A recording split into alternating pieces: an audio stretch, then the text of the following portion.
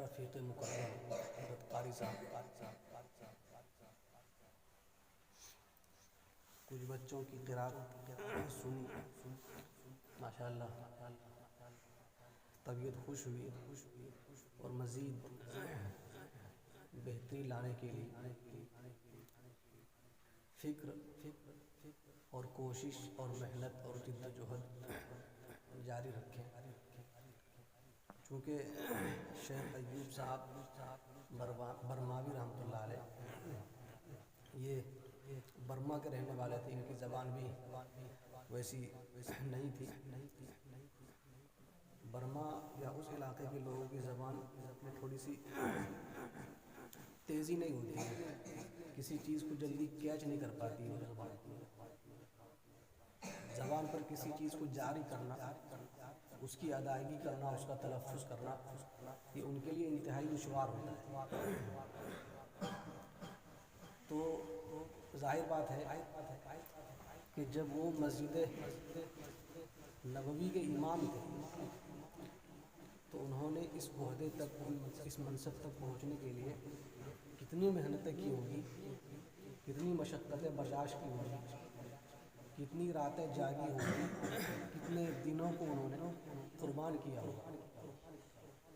تب جا کر قرآن کریم ان کی زبان پر جاری ہوا، اور اس طرح جاری ہوا کہ وہ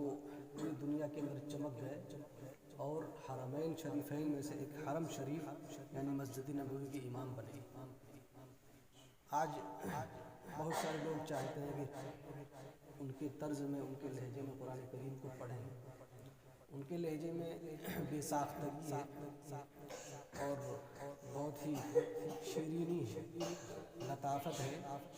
اور اس کی ادائیگی بھی بہت سہل، زیادہ مشکل نہیں ہے۔ تو کسی بھی چیز کو حاصل کرنے کے لیے ظاہر ہے بہت زیادہ قربانیوں کی ضرورت پڑتی ہے، بہت زیادہ محنتوں اور مشقتوں کی ضرورت پڑتی ہے۔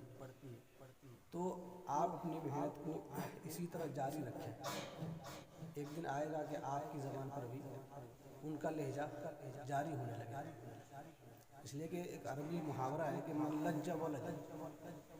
جو اصرار کرتا ہے وہ داخل ہو جاتا ہے، جو بار بار کسی کے پاس جاتا ہے داخلے کی اجازت نہیں ملتی ہے، لیکن بار بار جانے سے، اصرار کرنے سے آدمی ایک دن اس کے پاس چلا جاتا ہے۔ تو من لج ولج، جس نے کوشش کی، اصرار کیا، بار بار جد و جہد کی، ایک چیز کو بار بار کرنے کی کوشش کی تاکہ اس چیز کو حاصل کر سکے، تو ایک دن وہ آیا کہ اس نے وہ چیز حاصل کر لی۔ اسی طرح ایک محاورہ ہے من جد وجد، اس نے کوشش کی، اس نے پا لیا۔ تو کوشش، محنت، توجہ، دھیان، استاذ کی بات کے اوپر انتہائی توجہ کے ساتھ، دھیان کے ساتھ غور کرنا، جو کچھ وہ کہہ رہے ہیں ان کو اپنی زندگی کے اندر اتارنے کی کوشش کرنا، یہ ہم سب کے لیے مقصد حیات ہونا چاہیے۔ محنت و مشقت کو اپنا اوڑھنا بچھونا بنا رہے ہیں، اس لیے کہ ایک شاعر ہے وہ کہتا ہے کہ نامی کوئی بغیر مشقت نہیں ہوا۔ نامی مطلب مشہور، نامی کوئی بغیر مشقت نہیں ہوا، یعنی بغیر مشقت کے کوئی مشہور ہو گیا ہو ایسا نہیں ہے۔ کسی بھی میدان کے اندر، کسی بھی فیلڈ کے اندر مشہور ہونے کے لیے، فیمس ہونے کے لیے، اس میدان کے اندر جتنی زیادہ توجہ، جتنی زیادہ محنت اور جتنی زیادہ محنت مشقت کی ضرورت پڑتی ہے، وہ ساری چیزیں انہوں نے طے کی،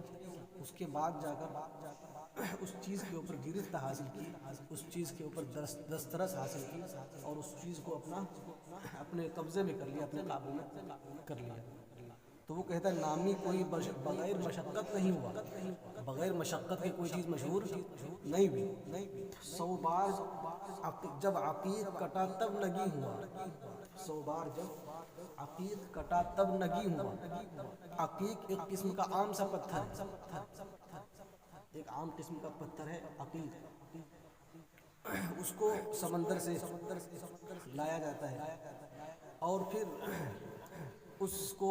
بار بار کاٹا جاتا ہے، بار بار اس کے اندر تراش خراش کی جاتی ہے، بار بار کاٹ چھانٹ کی جاتی ہے، بڑی محنت، بڑی جانفشانی، بڑی مشقت کے ساتھ بار بار بار بار اس کو کاٹتے رہنے سے ہمارے سامنے نگینے کی شکل میں آتا ہے۔ نگینہ دیکھا آپ نے کتنا خوبصورت ہوتا ہے؟ تو عقیق پہلے تھا عام قسم کا پتھر، لیکن جب بار بار اس پر گھسائی ہوئی، بار بار اس کی تراش خراش ہوئی، بار بار اس کی کاٹ چھانٹ ہوئی، تب جا کر وہ ہمارے سامنے نگینہ بن کر آیا اور انتہائی قیمتی شکل میں آیا۔ تو ہم ایسا نہیں ہے کہ ہماری زبان کے اوپر کوئی چیز جاری نہ ہو، محنت کرنے سے، مشقت کرنے سے ساری چیزیں حل ہو جاتی ہے۔ اللہ تعالیٰ فرماتے ہیں قرآن کریم کے اندر کہ ان اللہ لا یضیع اجر المحسنین، کہ نیکی کرنے والوں کے اجر کو اللہ تعالیٰ ضائع نہیں کرتا۔ تو جو جتنی زیادہ محنت کرے گا، مشقت کرے گا، اس کے مطابق ثمر بھی پائے گا، اس کے مطابق پھل بھی پائے گا۔ اس لیے میری ایک چھوٹی سی گزارش ہے کہ جو قاری صاحب